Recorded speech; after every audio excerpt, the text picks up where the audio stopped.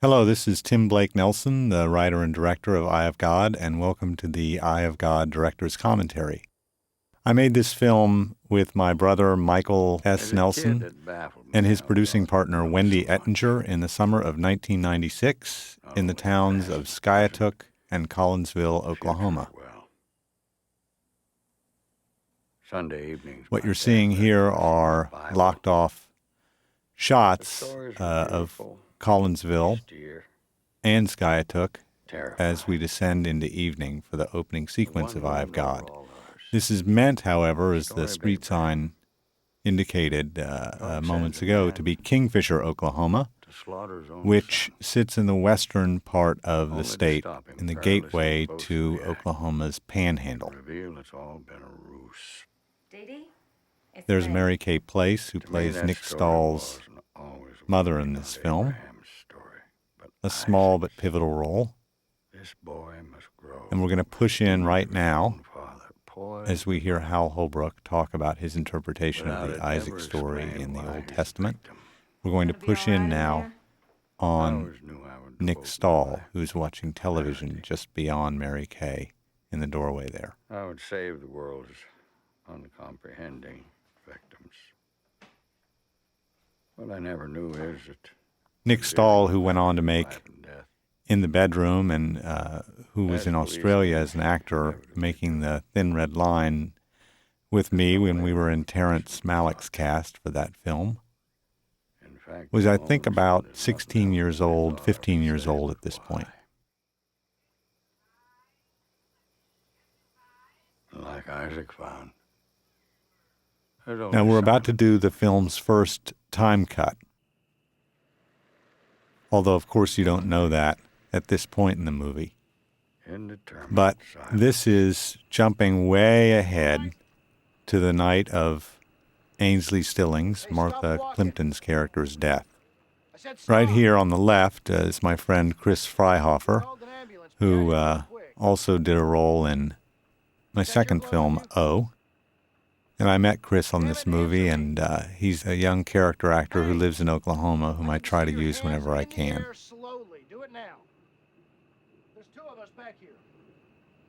As is usually the case in films, you backload most of the night shoots. And this is one of the last days we had on the film. All right, kid, my partner's coming around to get a better look at you.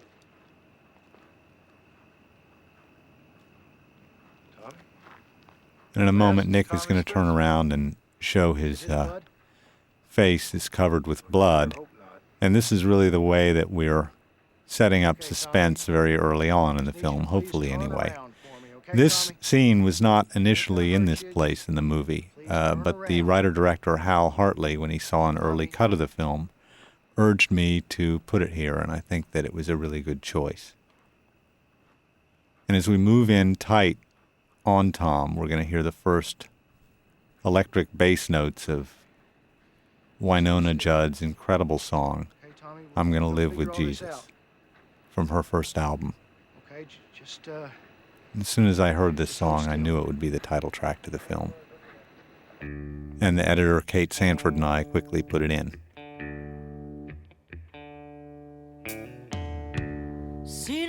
And what you're seeing here again are locked-off shots from around Skiatook, Oklahoma, and Collinsville, Oklahoma. Both of these towns are about 20 to 30 minutes north of Tulsa, Oklahoma, where I grew up.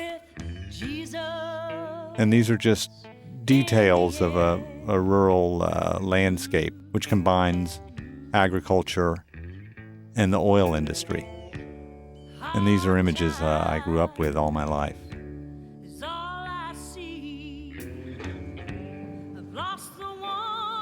Now, of course, even though these are moving images, to me, they're meant to be like still photographs. And since all these shots are locked off, as are many shots in the movie, we're really getting a wonderful look at the composition expertise of the film's director of photography, Russell Lee Fine, who has shot all three of my films with me, and we met in college.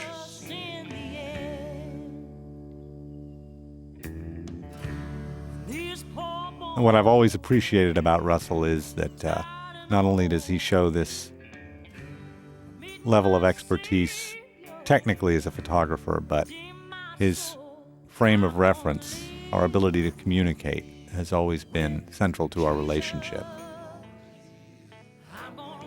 And we looked at endless still photographs of the South and Southwest in developing the aesthetic of this movie.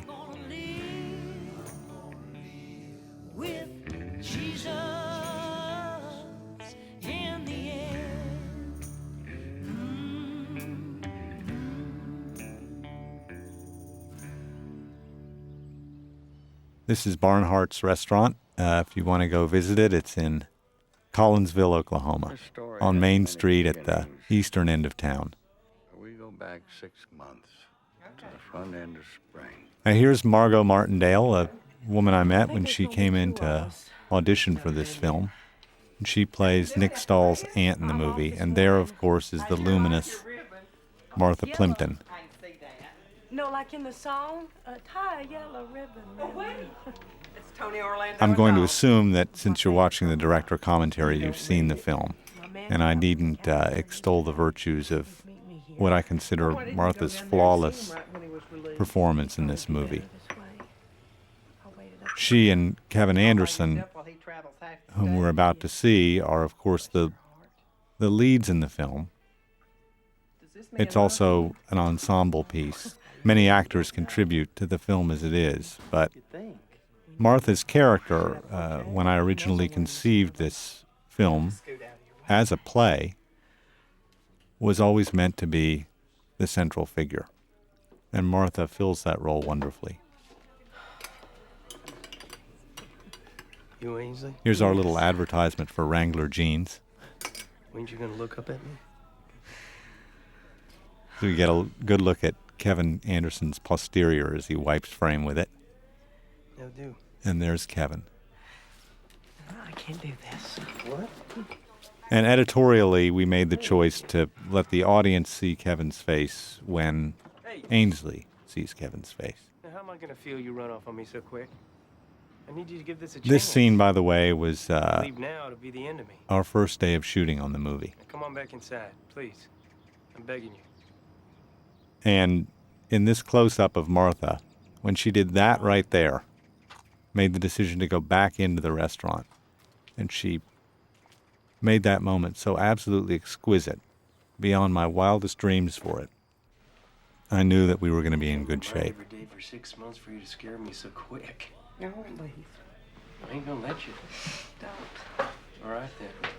Now, this is the first of many Menu for me. somewhat lengthy dialogue scenes in the movie, which is what you're often Used to all this. constrained to when you have a very low Worst budget. thing about being out. But to me, that's lucky because You know, I hope anyway that we've made a film which is intimate and true and character-driven. it's taking choices away from folks incapable of making the right ones. Now, Right, Russell look at it Fine and that I way. made the decision to lock off You had to. most of the shots in the film, which means simply here's that Kingfish. the camera isn't moving here. It's just like you said. Quiet and friendly. Lots of oil pumps. Lots of oil pumps. Different than McAllister? The shooting strategy is very simple I still wish I Very could've seen quiet. it. No, you and very considered. It's where you live. Now, since where this the weather's movie is supposed sort to of be. like a puzzle, letters come from I always envisioned it as someone very carefully, very meticulously putting puzzle pieces together to create an entire picture with a real economy of movement. She deserves it waiting on you like she did. I can pick 'em and she's a keeper. There's also an economy of sound. There's very little score in this movie. In fact, there's only one moment of score in the film, which occurs about an hour from now. Ain't seen sound, maybe. Now we have two locals coming into the Hi. scene. That man with the mustache is my good friend Wally Welch, wonderful actor and wrangler out of New Braunfels, Texas. Now Kevin here is suddenly startled, or his character, by the fact that he can now choose what to eat, which is something I've read I can't eat. in a lot of first-hand accounts of ex-convicts who talk about the phenomenon of suddenly being let out of prison after years of incarceration. 2 eggs. Fried it is. Sunny side up.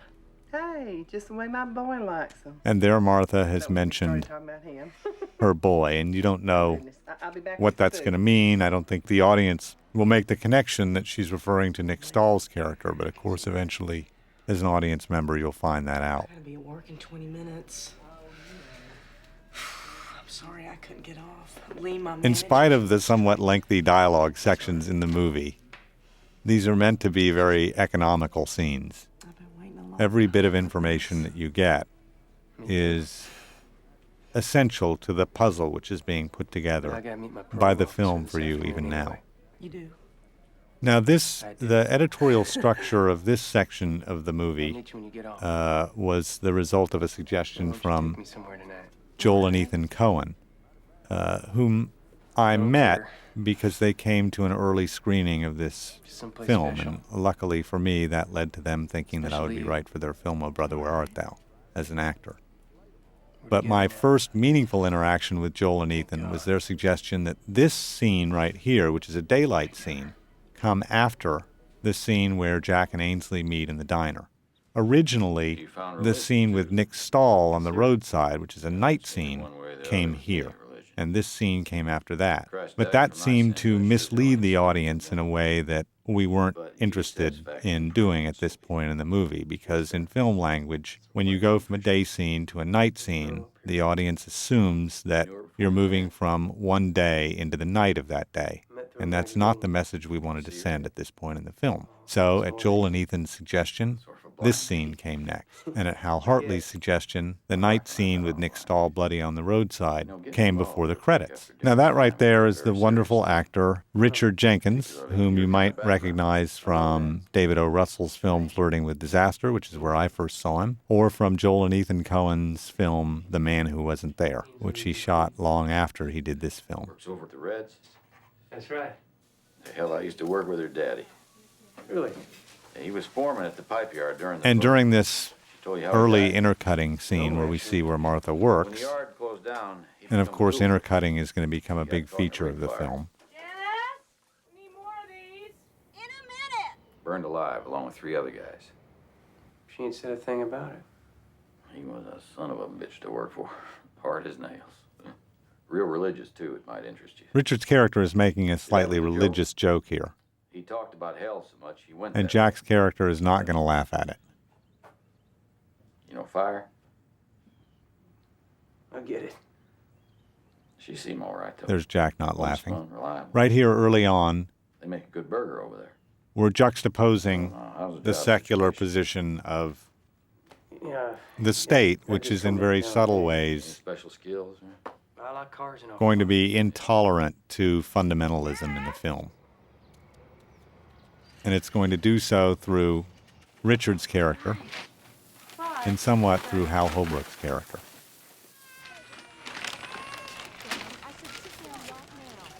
And ultimately what this film is about, as I've thought about it while writing it and making it, are the different nuances of faith in small-town America. What's that like? I wished I had 2 more. What's it like for your wife? Well, she's always kept her maternity close. And other than the extreme violent fundamentalism which Jack's character is going to display at the end of the movie, which is going to end 2 lives, 2183. the film is not meaning to judge Christianity, Christians, or any religion for that matter. She agreed to that? It's simply a candid look at the nuances of faith and how degrees of faith are challenged in the state where I grew up. Let me stay there. This the address you wrote down here? Yes, sir. Okay, Jack. We're going to put you in our electronic And monitor. Richard's wheeling himself over to his filing cabinet to get Jack's monitoring device, and since you've already watched the movie, you know the importance of this scene. I'd like to talk a little bit here about the acting style in the movie, which, like the shooting style, I didn't know I was gonna have to do no is more. very economical. What I really admire about the work the actors did in this film, and we worked very hard on this together, I consider myself was to blessed. create Call it what you a will. straightforward, This is not the goodbye, economical this is acting just a language in the monitor. film. There's a real stillness and economy to these I performances. mean, Ainsley was gonna go out tonight. We don't get to her house till the morning. We'll need to get this on your ankle right away, though. The Know where actors you are aren't tonight choosing at all to times. muddy these scenes with sentimentality or a self-involved Churches in town. impulse toward displaying how they're feeling. They're really trying to Unless you're play more these scenes together, simply acting on one another. Hello? Yeah, I know. Yeah, I'm on my way. Okay. It's my wife. The actors play these scenes Had a kid simply, all year. I'm even taking lunch and I home think that's pretty 30 times a coherent month. through the film. And I really Very owe that frustrating. to a wonderful romance on it. ensemble. Here's a card with all my basic information on it. I'll walk out with you, get you set up, get this put on your ankle. So I can Richard get got home. 7 takes Duty call. to come up with that moment. I think we all agree it was worth it. Now we're back at the Reds, It ain't weird. and Weird. that actress on the left, playing the role of Janice, is a wonderful New York theater and independent film actress named Maggie Moore, whom I met when she came in to audition for the film. Although I'd seen her just the year before in a wonderful independent film called The Incredibly True Adventures of Two Girls in Love. Ainsley, yes you do. Now, in this dialogue here, we're again going to get a very important juxtaposition in the film. And the characters who have friendships or important relationships in this movie are always very far apart from one another. They're isolated in their identities from one another, no matter how close they become. And Janice, of course, has a much more loose sexual past than Ainsley, who remains a virgin at this point. Get your ass off the counter. This is another What you wonderful girls talking about? actor out of Texas. Bullshit. And And get back to work, why don't you? what he's doing with the Coke machine here is probably something nobody ever noticed, but I found it very funny. He's Kind of business.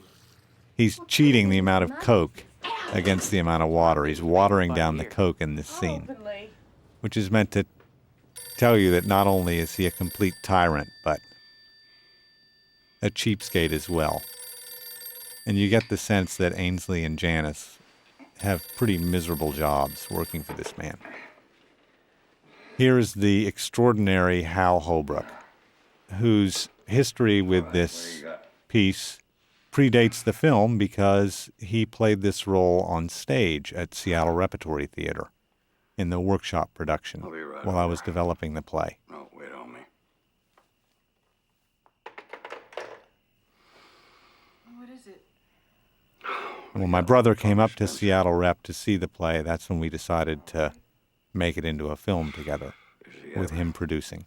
And we always knew we would ask Hal to play this role, and luckily he was able to come down to Oklahoma for about 8 days and shoot everything out consecutively.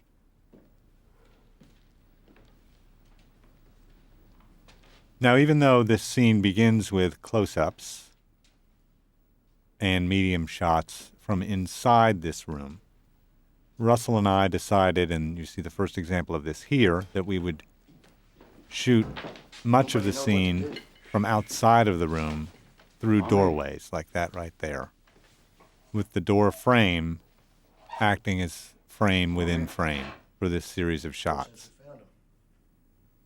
Ain't even a scratch on it. Not a one. Just blood being checked. And what we'll do in this scene is stay, from this point on, Cleaned them up pretty good, outside so of the it's room, sour. with these door frames intruding The hospital. See on what either I see. side of frame, as you're seeing right there. Call Dorothy. No, I'll do that. Go on. And then eventually we will sneak inside Those are you ones. as the scene grows in intensity. And we'll stay in this shot here for a good long while. Tom, And it's meant to demonstrate recognize to the audience, or it's meant to indicate to the audience that, Tom. again, the editing style and the shooting style in this film is going to be patient, How's your ranch? careful. Doing all right? economical, and generally without flourish. Tom,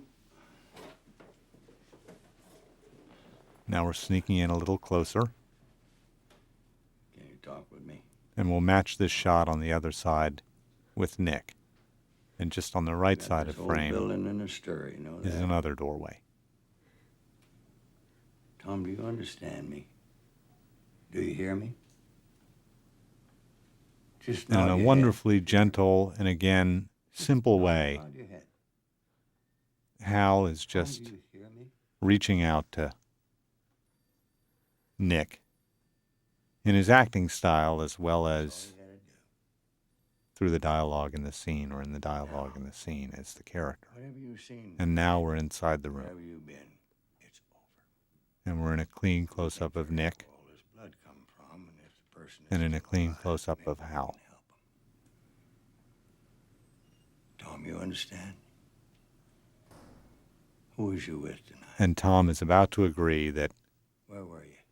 he's going to help Can you take us there? Rogers and his men Tom, figure out can you take where us the to blood where came from that covered him. Now, again, you originally, take us there? this scene was not in early cuts of the movie that the editor, Kate Sanford, and I did, followed by this scene. Les, This scene we're watching right now happened earlier, but Joel and Ethan Coen suggested that I string this storyline together a bit to give the audience clean footing in a movie which was going to, in a sense, yank the rug from under them later on in the story. And their suggestions in stringing the storylines together in a more conventional way early in the movie, when we weren't going to do that later, was all about allowing the audience to feel on firm footing. Now, right here, Tom is finding an object on the ground, and the most frequently asked question is that I get is, what is this object he finds? And it is, of course, Ainsley's glass eye. God damn it. Somebody help me. Now, there was a playwriting teacher named Mark Bly, a wonderful man who's been a kind of mentor to me as a writer, who once told me never touch your metaphor or allow a character to touch your metaphor. And with apologies to Mark Bly, Damn. we're flying in the face of that dictum here. All right. Les, you get him back. As Nick and now Hal Holbrook handles Ainsley's glass eye. God damn it, can't you do a single thing I ask without pestering me with questions?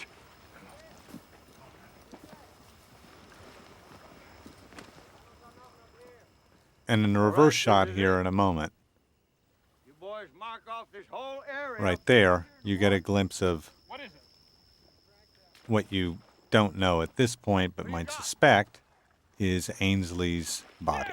And in the film, you're meant to suspect that that's Ainsley's body. I think very early on in watching the film, people suspect that it is Ainsley who is killed. Because this movie really is not about who, it's about why, which is a question that Hal Holbrook's character is going to ask during the film's thematic climax. In the truck at the beginning of this scene, you can hear a song by the Oklahoma gospel singer-songwriter Carol Hicks. And we'd originally had a Lefty Frizzell song in the truck at that point, but we're lucky enough to include some music from a singer-songwriter who lives in the state of Oklahoma where this film takes place. My mama swears I was conceived out here. Now, Ainsley and Jack are walking down through a very serene version of the setting which we just saw crawling with I got married to have me policemen I think that's what as they brought Tom here to find what you're going to discover is Ainsley's body if you haven't figured it out as an audience member already. Now, of course, in a conventional use of time, this scene right here has happened well before the discovery of Ainsley's dead body at this very site. Daddy never got along too good. And if the audience hasn't figured it out yet, they understand right now that this movie is going to jumble time Preacher? Hey, preacher. in an unconventional way. You seem really Now, the good reason now. for the film using time as it does in terms of showing scenes well out of sequence with one another is not simply to create What else your prologue a say? mystery around Says it ain't gonna be easy. the story of Ainsley's death. or even why it happens, but to look at time in a way which is more divine than human. And the premise would be that if God is eternal, then God would not see time as we humans do in chronological order because we have finite lives. We've been over that, ain't God might see events as they relate thematically or spiritually, instead of seeing events as they relate chronologically. As far as you and me concerned, I ain't never been to prison. If you hadn't been to prison, we'd have never met. And so events in this movie and scenes in this movie are connected to one another editorially in ways that I hope are deeper than we experience events as human beings, one after another. And that's the reason for the way the film uses time, to find a deeper way that the events described in the movie relate to one another.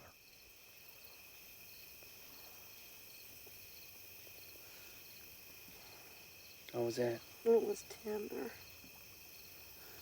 I ain't done that in a long time. Now, also in this scene, you had this moment which happened just seconds ago where Jack tells Ainsley that he saw the preacher today. And Ainsley responds, "The preacher?" And he laughs and says, "A preacher." In the town of Collinsville, Oklahoma, where we shot this film for Kingfisher, Oklahoma, Tell me. a town of several thousand people, we counted during the shoot of the film 22 churches. And my guess is there were more in Collinsville. And that's very typical of towns in Oklahoma. I'm convinced that my home state of Oklahoma has more churches per capita than any other state in the country. Now, I want to point out as I talk about that, again, this film is not meant to condemn Christianity or any religion. I hope the film is extremely sensitive to what I referred to earlier as the nuances of faith and the challenges of faith, even in small-town America in the context of the modern world. The movie does condemn violent religious fundamentalism, ultimately. But that's as far as the movie goes in condemning religion at all. One of my friends was playing with an electric knife. Don't look glass at all. It ain't supposed to. For near 2 years, I wore a patch. Now Ainsley is talking about her My daddy said glass if eye. God wanted an eye in there, he wouldn't let the real one get cut out. You wore a patch and didn't have nothing in there? People have frequently asked me, what does the eye mean? When he died. My mama said, I'm tired of looking And at you like that. I would hope that the eye is going to mean something slightly different to everyone who sees this film, depending on their take on the movie itself. But I will say that the eye at the end of the film is going to be the center of a transaction between Ainsley and Tom, which is the most sensitive, generous, and human moment either of them experiences in their lives. And the eye is man-made. It's also Ainsley's most vulnerable place. It's also her blind place. And I hope that might inform the way people interpret the eye in the film. I owe him. It's the most important thing, children. Yes. Children. Now here we cross-cut again for the second interview between Tom and Rogers. They return to Rogers' office, having discovered Ainsley's glass eye and, more importantly, Ainsley's body. The editorial strategy in this scene is similar to the one before. we stay in this master shot, You're safe here, you know. and very carefully, very slowly, we gain access to You know you're safe. the scene through some carefully placed close-ups. I gotta ask you something. What's different about this scene, however, is that we see Nick, Tom, in close-up well before we see Rogers in close-up. I know you didn't. Did you see it happen? And the thinking here is that Did you know that? the audience should be more in Roger's shoes than in Tom's First time shoes. you met was tonight. And he's trying to get as close as possible to Tom without About the person. scaring him, without disturbing You him. know him. And the camera is doing the same thing. Was it a man? And you didn't know him. Had you ever And seen only him now before? do we get the reverse close-up on Rogers. And as a director, when I've witnessed moments like this, with actors delivering performances as exquisite as All right. Nick's is in Fine for now. this moment, That's just I fine. Get felt the mug books. extremely someone lucky get to his be hand on the doing phone. what I do, Now, we're to just witness gonna bring these some books moments in here, person. And then this'll all be over. You done good. We're gonna figure all this out. You done good. Here it is. Here's the kitchen. And we cross-cut again to Ainsley and Jack Microwave, on their first day together. burners, plus this toaster They've oven. met at the Down here's the Rillo. cafe. They've gone to the lake. Here's all the dishes. And now Ainsley brings Jack to her home, Keep it clean. where she hopes to sleep with him and lose her virginity. Here's the bedroom. Well, no. And again, Martha Plimpton in her performance displays Sofa. such exquisite Ainsley. vulnerability in this scene.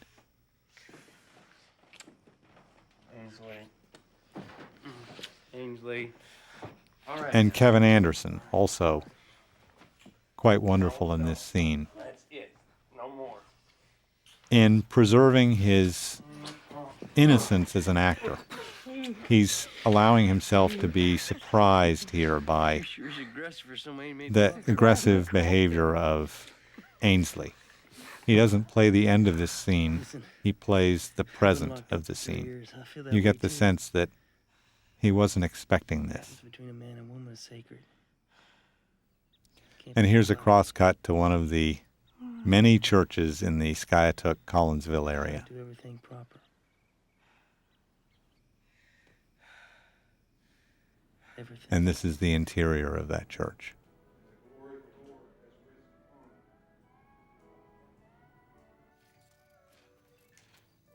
Now, in this scene, we're going to hear Tom, Nick Stahl's character, talk for the first time. Where are you going? And we've now jumped Out in the room. back to the night of Ainsley's death. And this is the beginning of Tom's journey on that night. And at the end of this night, he's going to witness the murder of Ainsley, and he'll never speak again. And of course, he'll take his own life.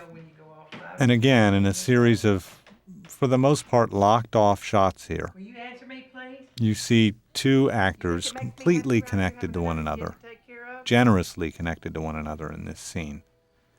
What do you want me to do? Their work is straightforward. They're looking one another in the eye. Talk with my sister's gone. I don't never see my husband. You feel like the actors are completely connected to Chips is on the cable and what they night want light out of is life like and what in they hard want to from each other. And in this scene also, there's a desperate loneliness between these two characters, a Then you desperate ground it. How's loneliness. that? And neither of them is going to be able to satisfy the other because while they're in a room together, they're completely isolated Tom, people. I said we're spending the evening together, and I meant it. Boy, mind me. I mean it. Now Tom is going to jump into the car, and these headlights are going to come on in a sort of homage to the movie Witness, Come back in. where we're using Don't come back at all, headlights Tom. as eyes. Tom. And now one of many phone rings in the movie, and the phone rings across scenes in this movie Hello? are going to grow throughout the movie. You'll hear lots of phones ringing. You won't know whose phone it is, and eventually somebody will pick it up. Oh, say. And that's an homage to Sergio Leone's film Once Upon a Time in America. Well, it's a little. And if you see that film, you'll understand what I'm talking about. And, looks like Claire Spencer's boy got wrapped up in it somehow. And then, of course, you hear Rogers mention Claire Spencer, Tom's mother. Right there. Claire Spencer's boy referring to Tom, and that really opens up Sprague's eyes. Everybody in this community knows about that suicide. And the audience will know about it in due time in the film as well, when Rogers describes it to Jack later on. Hey, Under this scene, we're hearing a Judd song called Why Not man, I Me, was worried crazy. as Jack comes home in the middle of the day. Got a job. Jack has gotten a job on the same day that Ainsley has lost hers. Now, music in the film is something that the editor, Kate Sanford, and I took great care with. I've been a country music fan all my life and selected all these songs out of my own collection. And that's a great perk of being a movie director when Red's the closing music down. in your own What? music collection happens Red's to don't suit close the film down. you're directing. Nobody's buying burgers. And it was really a blast selecting the I music may for this take a film. call, but I'll find something else. Me and Janice gonna start looking this weekend. This Judd song, Why Not Me, was a classic when I was in high school in Oklahoma. Job. We'll be fine. No, Jack. Now, my in the period. camera work in this sequence, You don't gotta say it outright like that. Russell and I decided to It's a natural thing. use dolly track, which we rarely do in the film. Again, there's very little camera movement, Why you quite call it that? deliberately in this movie. For the most part, the I ain't been since I was 14. look of the film is a series of locked-off shots. I want a Christian home. But for this moment Just as between Christian as you like. I just don't want to go to church. Ainsley and Jack, we decided that in a couple of close-ups right here and in Martha's reverse, the camera Going to could church swing is all the time around I can leave here except for work now. to see the Why don't you wait? characters straight on. All right. Is it? Yes. As they come closer and closer together I love you. in a connection that is eventually going to mean Ainsley's demise. Now, since there is no score in the film, little sounds end up scoring it. And an example, and it's rather strange, but for some reason it works, there's the percussion connection between the kiss in that last scene and the door close at the beginning of this scene as Nick Who else, right? closes the door to the car to come inside the Oh, y'all alone? convenience store. This is an actor named Robert Peters, How's your aunt? Fine. She's worried about you. who plays the convenience store attendant. And we're going to get some more Our church. I'd bring you. eye metaphor as he's going to take a couple of jawbreakers in this scene Lord help us. and place them over his eyes, Is it gonna be all for you? Yeah. almost in the same breath as he's talking about his church and making the statement, Lord help us. And then he presents this sort of blind deity in the middle of this scene with, as Nick will refer to, as Tom will refer to in the final scene with Ainsley, Slush puppy? different colored eyes. Slim Jim? You okay?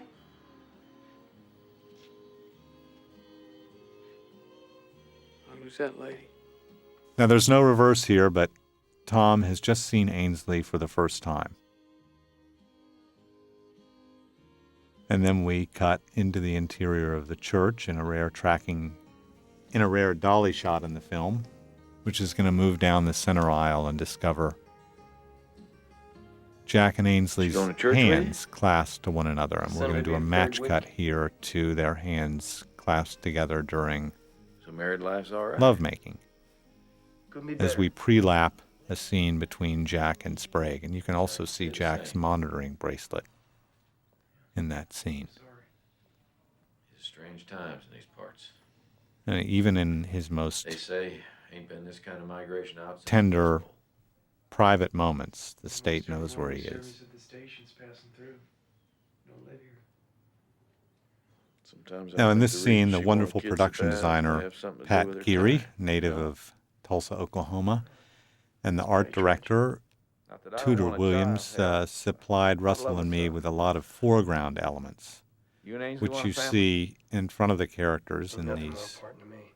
medium close-ups, these singles, You're a lucky man to have a second. which suggest a distance between the me characters. and There's her are gonna something be a always separation. separating them from one another, even as the camera Been is kidding. fairly tight on them. That's all we talk about anymore.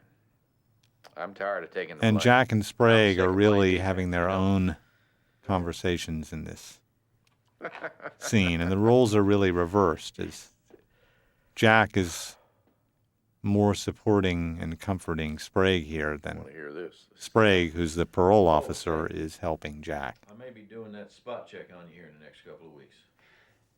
Again, we're outside of the I'm doorway, hoping to get your wife to broil me up a burger. using Them closing down Reds. Okay. a door frame as an inner frame within the Congratulations, shot. Reds back on us. Now, here's a nice moment Richard Jenkins has, which happened simply from leaving the camera on him in his close-up after the dialogue was finished. Now, here the camera is very slowly creeping through the middle of Ainsley and Jack's house as they have this extremely intimate, tender conversation about faith. And once again, the camera is going to shoot through a doorway.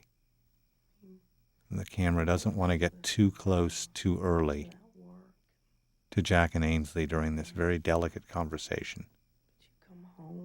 And in this shot, you will never be free of a door frame. You'll always know you're outside of the room.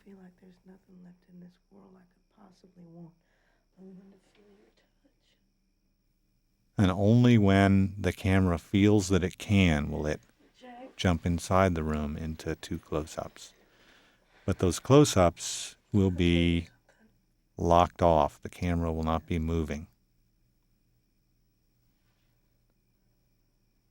Almost as if any movement might scare the characters away and destroy the intimacy between them. Found him yet. He's in your lap. Just can't see him. And as an audience member, you're meant to feel that you should almost be as still as the camera, hanging on their every word. Just gotta let go. There's also no musical score here.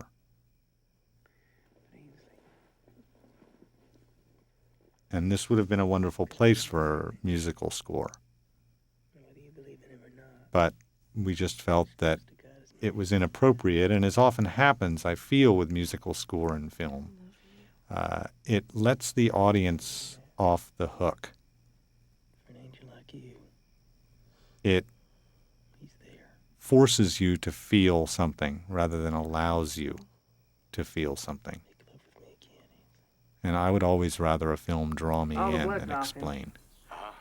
Now we go back to Tom's aunt, Dorothy, and Rogers When you have on work. a phone conversation. He's called to check in on My Tom husband and called a while ago. see how he Him is. and Jimmy's going to be at the yard all day. In a moment here, the camera is going to pull back and hinge from He ain't in trouble with the law. You know how many Dorothy times in the they picked up kitchen on the highway by y'all for driving that car under age? to Tom's door. And again, the camera is patient and careful in its This movement. car would be the last thing you want to get in. I mean, It's can you deliberate explain that? and confident. A car? And then cutting with these One of my men around for shots of Tom's obsession with cars in the film, which of course is going to land when you learn how his mother, right there, a young Mary Kay Place, committed suicide. Okay. Fine. Oh, you never seen her? And now we see the reverse of what Name's Ainsley. Tom saw on that night in the convenience store. She's married to an ex-con up from McAllister. And he's imagining He wears a beeper in his legs. So the police truth always about know where he's Ainsley, at. that she sits here I used to always see her in her. day in and day out, Seen her lately. trying to engage people in conversation doing? to allay her What's loneliness. she actually doing? Set. Oklahoma City bus dropped her off about an hour ago. And there she is as Tom sees her. She'll call you over. So, ain't I just told you her husband's an ex-con? And it's Tom and Ainsley in the movie, and Telling you to stay away. this connection is about to happen, Why you keep looking at me? who really do Too late. uniquely, Oh, no. successfully reach out from their isolation, loneliness, Don't be afraid. This kid ain't looking for no trouble. and bewilderment before God or the possibility of God, and have honest human contact. Takes what happens here in Denver and sends it all the way back to a courtroom in Oklahoma City. Appears to be almost And just before that happens, we cut to a scene between Jack and Ainsley, wonderfully acted by Kevin and Martha, RJ says he's as seen you over at the Total on his lunch hour. Jack is going to turn their home into Talk to Ainsley's folks. prison, so that he and Nothing Ainsley to do all day. are going to be, in a sense, under the same level of surveillance Jack is going to do to Ainsley in demanding that she stay in the home, and in demanding that if she ever leaves, he know where she's going and why. Problem? Exactly what the state has demanded of him. What do you say to folks? Now, the state has demanded this of Jack because Ask them where they're going. he has acted in a way which renders him dangerous to society. And Jack People. turns this logic on Martha, and Jack turns this logic on Ainsley, determining that she is acting in a way that is dangerous to God and to him, and to his plans to rectify Don't say that word like that. his sins against God. Christ? Yes. And the camera is going to jump back here in a moment as Jack heads away from the kitchen across to the bathroom, and we're going to see no one in frame here. Two characters completely isolated from one another in separate rooms. And the camera just remains back very wide. And Jack makes the decision to come back into the kitchen and first apologize to Ainsley, I just want a family. I want that for us. So do I. but then to explain to her the What can make us happy? terms of her incarceration. We'll have a family. And the work that Kevin and Martha and I did on this scene, I think, was very delicate, and I offer a huge amount of credit to the two of them for being brave enough to play this scene, again, quietly, simply, and honestly. And the acting here is not I don't want you to leave this house self-involved. unless I know where you're going and why. It's direct and active. It's not overly emotional. I want you here. I am here. I want you here. And I think this scene I happens don't want you as wondering where you are. simply and quietly Heck. Ainsley, as these scenes happen in real life. I want a proper home. A home God He tells her she won't be leaving the home, and when she struggles against this notion, You sure won't. he simply repeats his position very quietly, What you gonna but do with to me? I incredible, don't believe. terrifying strength. I mean it. I could do that. You think you get lonely now? You And Martha calibrates this moment That's it. in a quite Session's over. lovely way because, again, without yelling back at him, she resists him in a way that is ever so subtle but incredibly clear, just by not allowing him to draw her close. Now we go back to this scene between Ainsley and Tom. And we're going to see them reach out and connect with one another, For a while. again in a way that is unique between two characters in this film. Knowing now that Ainsley had been incarcerated in her own home by her husband. And in addition to that, that he told her specifically I think I might have left my husband in the not to go to the convenience store and talk with strangers. That was something very threatening to him. They'll said, Now, one of the reasons that second time in my life. Nick Stahl, as young as he is, was cast in this role, and of course he is appropriately young because it's meant to be a boy, not a man, About 6 months. is that there's never meant to be anything overtly sexual going on between Tom and Ainsley. Standing around. driving. Jack does not kill Ainsley I wanna because go of to the jealousy. lake. He has other reasons that to him are far, far By deeper. yourself? Yeah.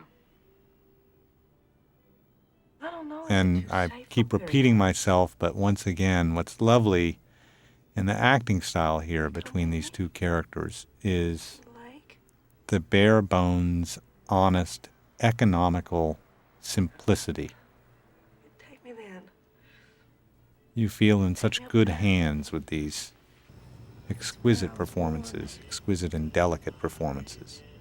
Now, cut with this scene right here, we're about to see the very beginning of the scene in which Sprague goes to visit Ainsley's home and in which he tells her what Jack did, which got him in prison. But first, If you see that Pope, you're gonna have we to stand cut out there with to 100,000 other folks. Jack watching Jerry Clower, Southern comedian, See that Pope. on the night Ainsley tells him that she's pregnant. Well, And she, of course, tells him this with the knowledge of what it was he did that got him in prison. And the beginning of the scene in which she learns that is what we just saw, where Sprague was walking up to her house. It's what we've And been again, it's I don't know. We've been waiting, Jack. an instance of a time jump in the movie. Jack, I met your parole officer. And at this point in the movie, these time jumps are almost fugue-like, He come by last Tuesday. as all He's these at work. storylines are happening at once, Yeah. And I never let on about often this. with the images from one scene playing under the audio from another. This is And now we see the full scene between Sprague and Ainsley, State feels Jack is in which he does tell her why Jack was in prison. Uh, Once again, the camera but they always say is keeping a distance. It's outside of this screened-in porch, and at a certain moment here, it's going to start Tulsa in Turley. Yes. creeping in. And Richard Jenkins is never seen in close-up, As a matter of fact, his turnaround's been remarkable. or he's never seen in unimpeded close-up in this scene. You always see him through a screen, even when the shot is a single on him. Right. Well, he. It's only Martha he's a regular shithead that- we see in close-up inside the screen. What did he do?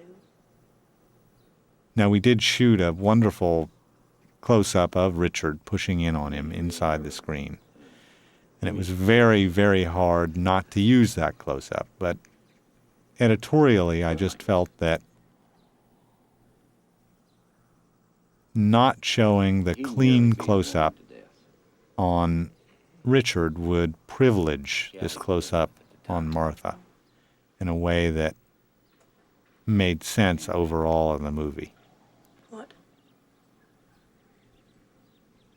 And so we only see Martha clean here, as Ainsley discovers why Jack is so obsessed with having a child.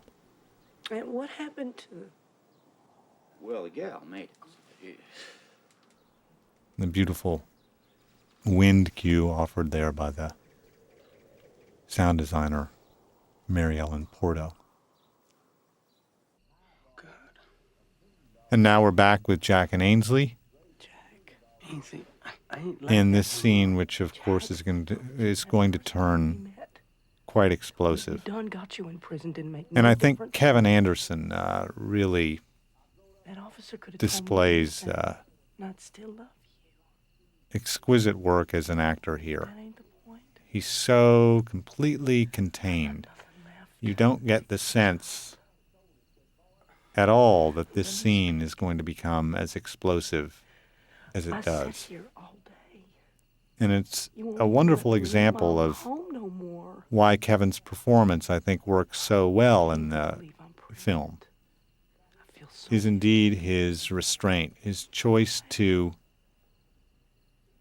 I got delay it right, Jack. this explosion of physical We'll violence make it right. We as long as he does. You never get a sense in the film that he's capable of doing what he's about You to say you do won't hear in this. his behavior during the film to this point. I won't hear this. He's quiet, gentle, firm, and above all, even when he's telling Ainsley that she won't leave the home Jack, without it him, make no difference. you feel that he is completely saying? under control. Now, there's a wonderful shot designed by the DP Russell Lee Fine coming up here Like hell it ain't. of Ainsley trapped in this doorway with Touchy. Jack on the left side of Don't do frame that. Now, you- and the television honey, with you're the everything to me. Look at southern you. You're everything. religious comedian on the right Tell side me of you don't frame. hear me. I hear you, Jack. The world is really closing in on Tell Ainsley me we're there. gonna do this, all right? Say it, Ainsley. And here comes the explosion. Wait. I think Kevin even surprised Martha here, although we had rehearsed this Say it. many times. Say it. And again, the Say we're gonna do it. Say the words. choice for the acting moment here is never to scream. He's very quiet, controlled, and contained. Do what? There's a real, dare I say, economy Say it. to the choices here. He's only as loud and as violent as he needs to be. Say You it. never feel that this is histrionic. And Martha just completely giving herself over to the strangulation here. Utterly vulnerable, utterly open.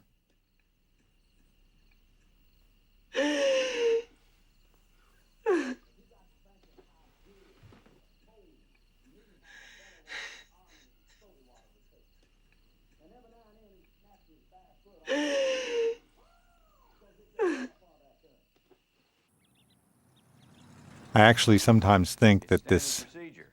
film, if it's anything, is an ode to how extraordinary an actress Martha Plimpton actually is. You're going to be took off monitoring. You nearly ruined Now my we're back marriage. with Jack and Sprague in a wonderful scene between these Yeah, I'm happy. two actors. Again, we're shooting Rather through not. doorways. The camera is keeping a distance. It's an intercut to Janice here I got some as Ainsley calls her to ask her to join her in going to Oklahoma City where she's going to get an abortion. Yes, it is. Well, really. I should take this opportunity also to thank the casting director for this movie who introduced me to these two actors, Richard Jenkins and Kevin You Anderson. don't seem sincerely excited for me. And that woman's name is A.V. Kaufman, who also cast the second film I You don't directed, seem truly O. happy for me. Fuck you, Jack. I didn't say nothing. Just And said once I told you again, that. we see I think you can put your own problems two aside. actors, Richard Jenkins and Kevin Anderson, completely connected to one another Right now, if you know what's good. in this scene. I'll slap you back on monitoring for 5 fucking years, my friend. It's almost as if these actors consider their acting partner more important than they are. That's how generous the performances are and how forward they are. Again, the performances in the movie, I hope anyway, are not self-reflective. The energy from the actors is always moving outward toward their scene partner. This is one of 2 crane shots in the movie, which is often what you can boast on a low-budget indie film, that you actually had a crane shot. We're very proud of this. And that right there is the town of Collinsville, Oklahoma. This exterior I really fell in love with. It's actually a gymnasium, but I felt it made sense for the police station. Now we go to the police station and the beginning of the one and only interview in the movie between Jack and Rogers. And this is a scene in which the state, through Rogers, who is religious but really a kind of secular humanist, whether he realizes it or not, is going to clash with Jack and his religious fundamentalism. And the explosion which occurs as a result of that clash is going to be manifested in Sprague's, Richard Jenkins' character's outburst, which will be coming up momentarily. How should my voice sound? I want to call my wife. How should my voice And sound? Rogers and Simple. Jack right now are Like to answer the question. talking almost about the strange. nature of faith in a very direct way. You could never understand. And just a moment ago, you saw the video camera You watching. as far gone as I have. The state's attempt I'm looking at you. to keep a watchful eye, God damn it, the state's attempt at deity, He says another word, I'll strangle to him see myself. everything. Will, this state gave you everything. And of course, the state's going to fail to do that. My life. Get him out of here. Les, get him out of here. And depending on your own particular beliefs, you might say that Fear none of those things, or thou shalt suffer. God fails to do that as well. And here's Richard's outburst, and he's saying that Jack is going to go to hell, and Jack is responding by quoting Revelations to him. Thou crown of life.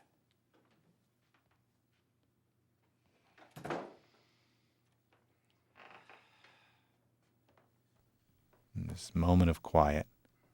And then there's this delicate interchange between Rogers and Jack, in which You've read the Bible. Jack says, "You've read the Bible. That's more than most Christians," which is He's right. This goes to trial. something that I've You'll get the chair. feel is true I in want that. most religions in America, that most Jews, most Christians have actually never read the Bible from back to front, even those who profess to believe.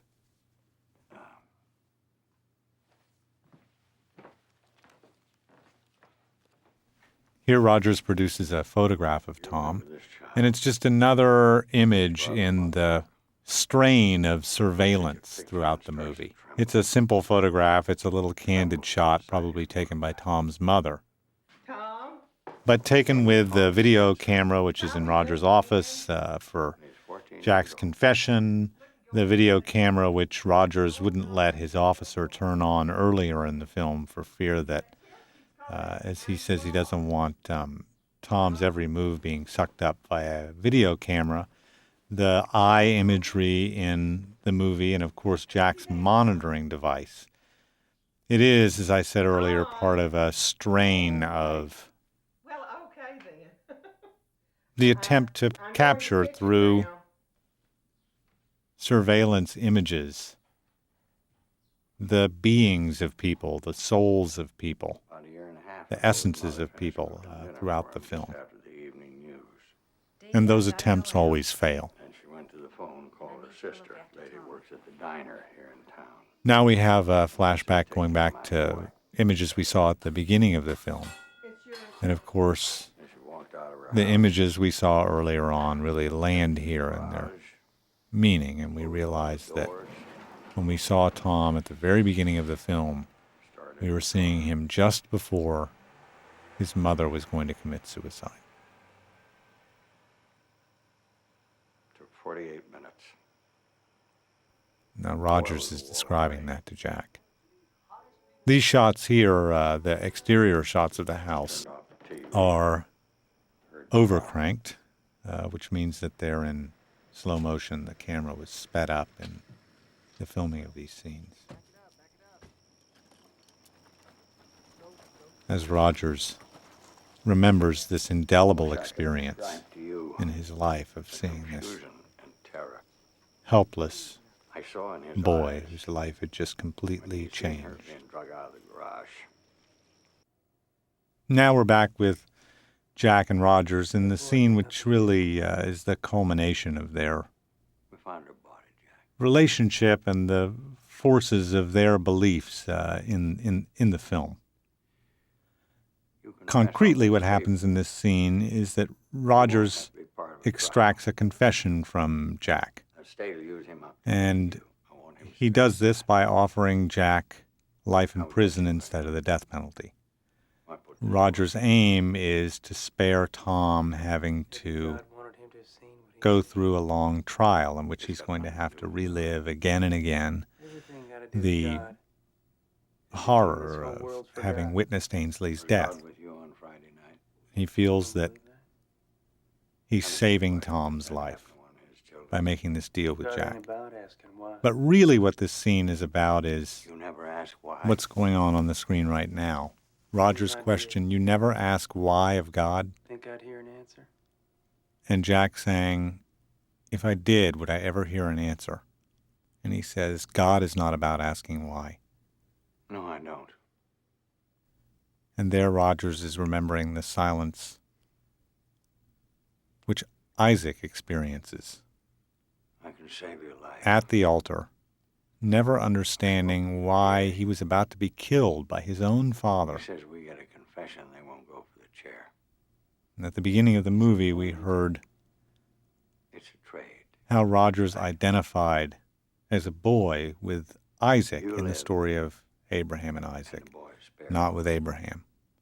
Rogers has devoted his life to protecting the world's innocent, unsuspecting victims. And here we realize, of course, that Tom is, for Rogers, an Isaac. I'm going to turn this on. Now, Rogers is going to turn the video camera on here and a match cut to a shot of Dorothy in I'm tired of this. her window. Once again, I feel like I'm repeating myself so much, but it's the This boy ain't got it's a the mama. strategy for the look of the movie. You know, we're Who do looking you think has been his mama? as we look outside of doorways, we're looking outside of a house Say through a yourself, window I'm gonna here. fetch him when it's ready. And then we move over and look through this window. Oh, mercy. And the window is open, wind blowing through the curtains, and we're meant to think that Tom Fine. escaped. He ran away. Hi. Just as Ainsley and Janice are fleeing Kingfisher so that Ainsley can go down to Oklahoma City, get an abortion. She's taken her wedding ring off. And now these two have connected in a way they never have before. This nurse behind the counter here is my wife, the actress Lisa Benavides Nelson. And I can't afford another round trip bus ticket. And this was our first time getting to work together. So you're not married? Now, my wife here is going to I'm not married. Is take this a true? close look at Martha's neck, right there. And what she's seeing there are bruises, which weren't incredibly clear even in movie theaters when the film was projected on movie Supper's screens. ready. But she realizes that Tom, this woman is abused, Say it to the camera. and that helps her make the decision to It was me killed her. You come down from Kingfisher? let her have the abortion on the same day she asks To for it. who? And now the film I is killed my wife. really joining all of its threads You together. know what you were doing? And You why? have in this sequence Jack's confession, I did. Ainsley's abortion, Watch your heel. the reveal of how Ainsley was killed, Up. and of course Tom's suicide. Martha Plimpton, absolutely, once again, extraordinary in this sequence and wonderfully generous as a performer You hear me? I'm coming in essentially undergoing what is meant to be an abortion on screen. Tom! Then here we see Margot Martindale discovering that Tom has hung himself.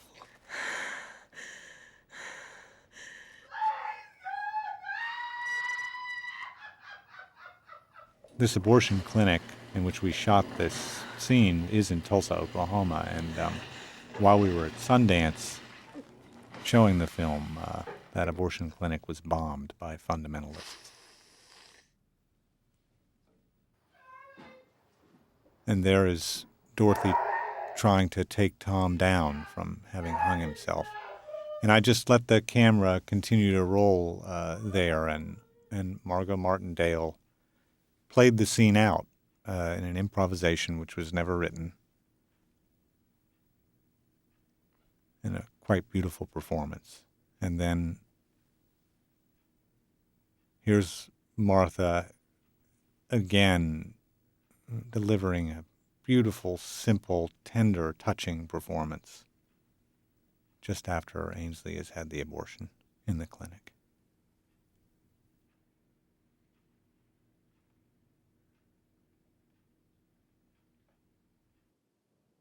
Faith. Now we have God tells a man to sacrifice a series of his locked son. off shots, The man has faith. And he again will. addressing the He doesn't environment in why. which all of this takes place, At least to Roger's Abraham, monologue as he about faith. binds his son, knows why they're there. I don't anymore. In a moment, we're going to hear the only piece of musical See him score everywhere. in the film written by David Van Tighem. It's 8 seconds long, and it transitions us right here from Like most evening memories, until night. but clearer. A ghost And I felt that it was appropriate here in in perpetual approach. underscoring not only what Rogers has to It lingers say, in but the faces of my children, grandchildren. the final journey that Ainsley and Tom As she lingers take in their lives, in every woman I'll ever out to know. the place where Ainsley was conceived.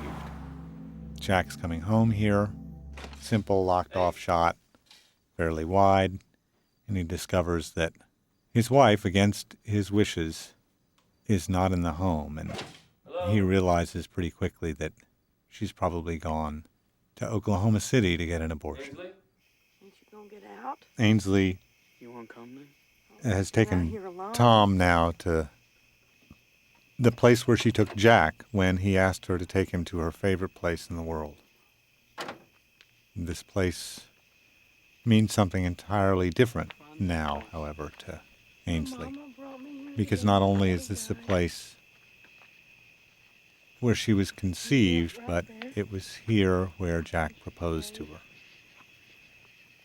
Ainsley is in many ways, a completely different And her person used now. to come here in high school. She's a woman now, Privacy. not the virgin who brought Jack here. How old are you? Just turned 14. 14? And she's You going to never get pulled over? ask Tom here Sometimes. how he can drive a car at 14, and he responds that he drives friendly, which is an allusion to road signs all over Oklahoma, which urge motorists to drive friendly. What you want to be when you get older? And of course, while they're having this conversation, Jack is very much on the scent of Ainsley. He probably already suspects where it is she's gone, but he goes to the convenience store I open my own restaurant. where all to the have women his suspicions confirmed steak and potatoes. that she's gone to Oklahoma City to get an abortion, and of course, I was she gonna must marry have ended one of up them, had big, here. strong Where else would she voice. go? Is that who you running from? Now is the oil man you married? And we're building up here to the moment between Ainsley and Tom when she is going to mechanic I married. show him her glass eye, even taking it out of its socket and allowing him to hold it and put it back inside of her. And for those who've read the short stories of Flannery O'Connor, Coming up here to help me figure that out. the oblique reference here to her story, Good Country People, is quite intentional. In that story, a Bible salesman steals the wooden leg of a young woman in a hayloft. Keep moving on. And that very much inspired this scene. I wrote this scene, actually, as a one-act play You want to see something? originally, and then built the story of Eye of God as a full-length play, building up to this scene as the play's final moment. What you done? Don't be afraid. It's just a glass. I certainly don't recommend that as a writing approach. It's glass. This was a very difficult play to write and a very difficult film to write.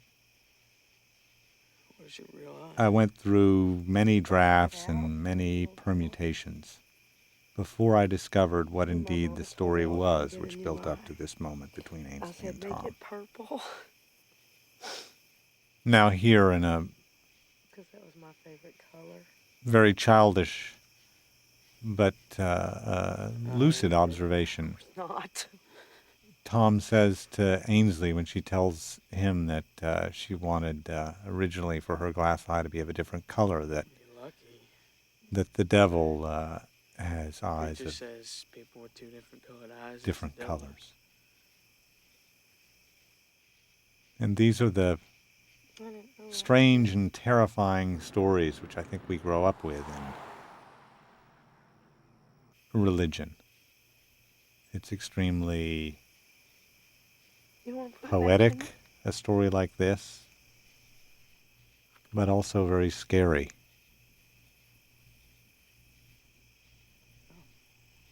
A devil You wipe that smoke confronting us with eyes of different colors. Hold it soft. And now she's going to hand the eye to Tom, and he'll Slow yourself. put it back into its socket in an utterly benign but strangely sexual Does it hurt? moment. More than usual. You've done it real gentle. And she asks him to come into her arms, and the film is going to Did you come into my arms? end with a sort of pietà tableau that is not sexual, but is quite simply motherly and mothering. And Ainsley really, quite literally here, has found what Just children. she has lost, or which she perhaps never had, Our Lord, if you're out there at all. in Tom. Literally, she's holding the child who has been taken from her, Boys but and she's enjoying a spiritual connection girls, forgive us. unheard of for her before this one evening when she meets this boy. And after this, in a scene we never filmed, Jack will brutally kill her.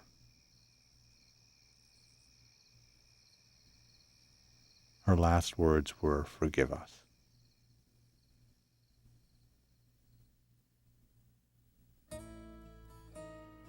And the film ends with the beginning strains of this Nick Drake song as sung by Lucinda Williams.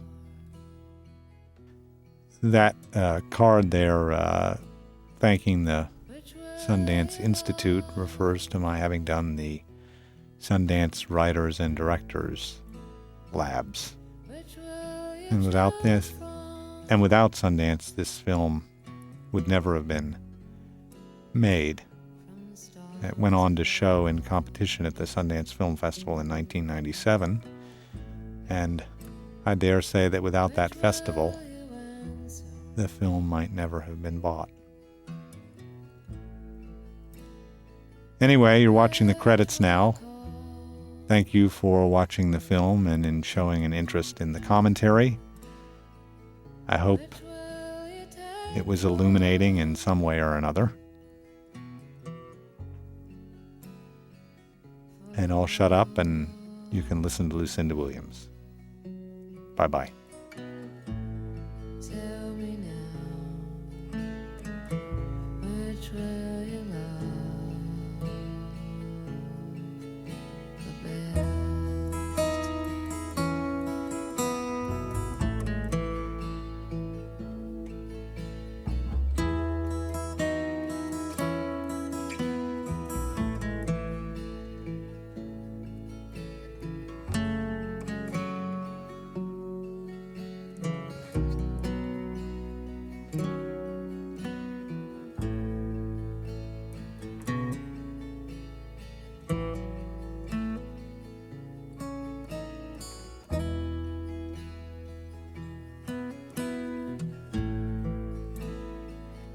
Which do you dance for?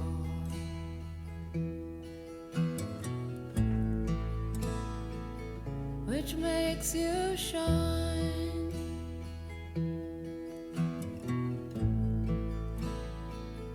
Which will you choose now?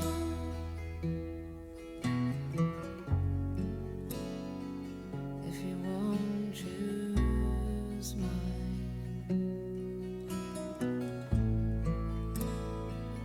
which will you hope for?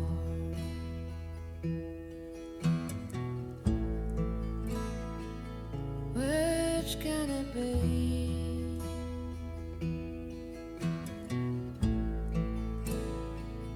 Which will